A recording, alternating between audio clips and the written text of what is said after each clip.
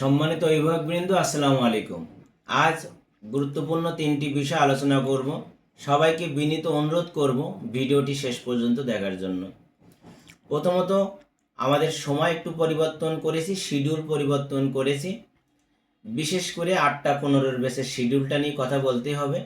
আমরা দেখেছি আমাদের শিক্ষার্থীরা যারা 8টায় 15 আসে তারা সাধারণত সকালে বাসায় পড়ার সুযোগ পায় না। আবার তাদের ছুটি হয় 11টায়, স্কুল থাকে 12টায়, এই 1 ঘন্টাও তারা বাসায় পড়ার সুযোগ পায় না।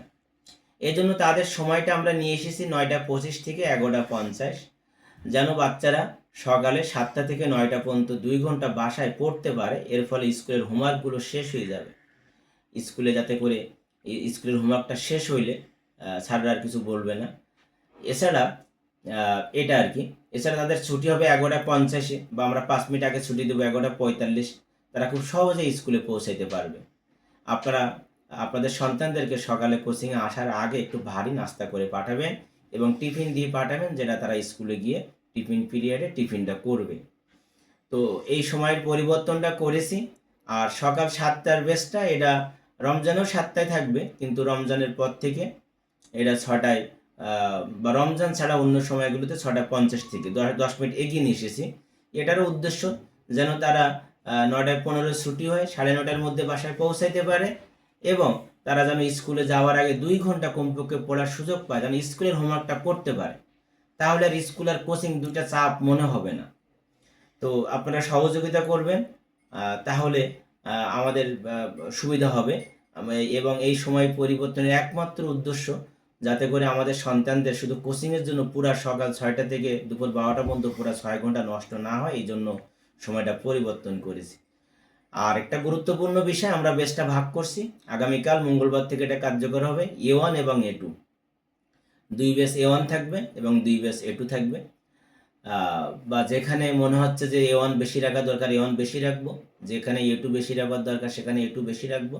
তো বেস ভাগ করার উদ্দেশ্যটা বলি।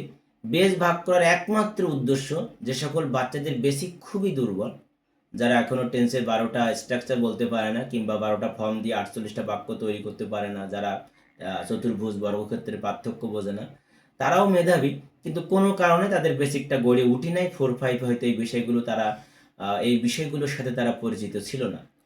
তো এই বাচ্চাগুলোকে আমরা আলাদা করব। 1.5 থেকে 2 মাস, সর্বোচ্চ 2 মাস তাদেরকে আলাদা করে তাদের বেসিকটা মজবুত করব। 2 মাস পরে গিয়ে তারা আবার রেগুলার সিলেবাসের সাথে মিলিয়ে পড়বে। কিন্তু এই মুহূর্তে যদি আমরা রেগুলার বাচ্চাদের সাথে, যারা অ্যাডভান্স, এদের সাথে দৌড়াইতে বলি, এরা দৌড়াইতে পারবে না, বরং এরা হোঁচট খাবে। কারণ এদের পাগুলো এখনো নরম, পাগুলো এখনো শক্ত হয়নি, এদের বেসিক এখনো দুর্বল। এই জন্য এদের পা দুটা মজবুত করব।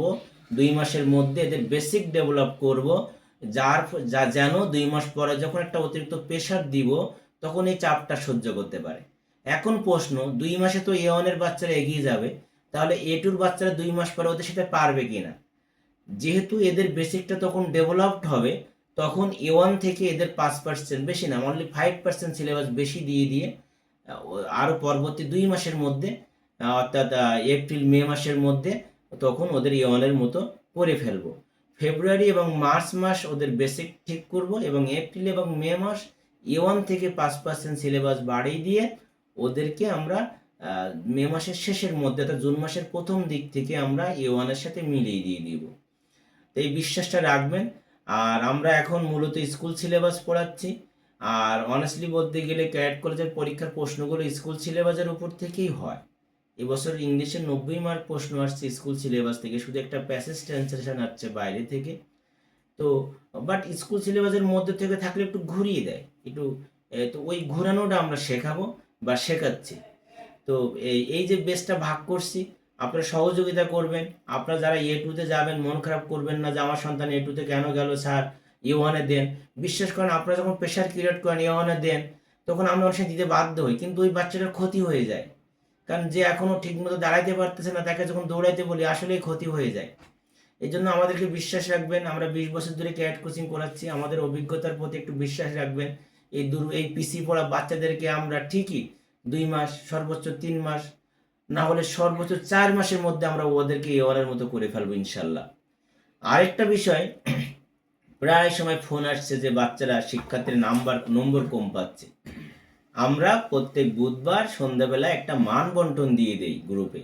সিলেবাস তো দেই, তারপর মান বন্টন দেই। মান বন্টনটা একটু বাবা মার দায়িত্ব, খাতায় লিখে দেওয়া এবং বলা যে তুমি ওকে আজকে ইংলিশের একটা, গণিতের একটা, বাংলা একটা টপিক শেষ করে ঘুমাও, 2 ঘন্টা পড়ো। তাহলে দেখা গেল বা আধা ঘন্টা করে 1.5 ঘন্টা পড়লেও হয়। হ্যাঁ, পড়লো। হ্যাঁ, এইভাবে 3টাতে টিক দিলেন।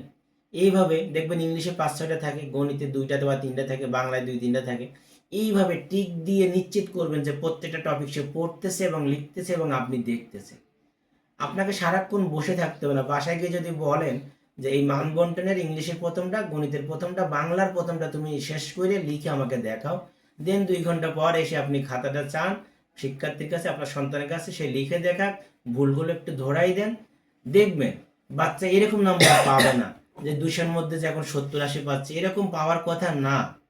হ্যাঁ, যেমন ইংলিশের ক্ষেত্রে বলি 15 মার্ক থাকে যে স্ট্রং ভার্ব উইক ভার্ব, অর্থাৎ ভার্বের বাংলা অর্থ লিখবে, পাস্ট ফর্ম লিখবে, পাস্ট পার্টিসিপল।